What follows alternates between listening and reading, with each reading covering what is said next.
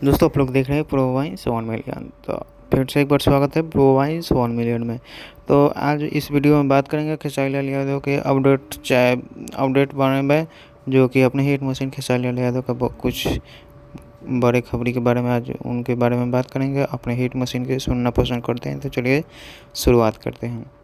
आप सबको बता दें कि छठ पूजा आने वाला है, बस कुछ ही दिन बाकी है और छठ पूजा का शुभ अवसर पर रिलीज होने जा रहा है अपने हिट मशीन का सुपर हिट राजा राम, जिसको लेकर के अभी तक काफ़ी ज़्यादा क्रेज बना हुआ है दर्शकों के। इसलिए फिल्म को देखने के लिए काफ़ी ज़्यादा एक्साइटेड है और फिल्म काफ़ी शानदार है। जिस फिल्म के स्टार दिखाएंगे खेसारी लाल यादव, अपना सपना चौहान, राहुल शर्मा, आकांक्षा पूरी, सोनालिका।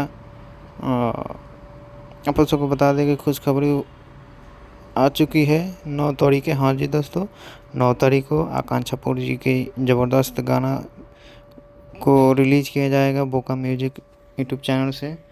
जब तक लिए जय हिंद, जय भोजपुरी।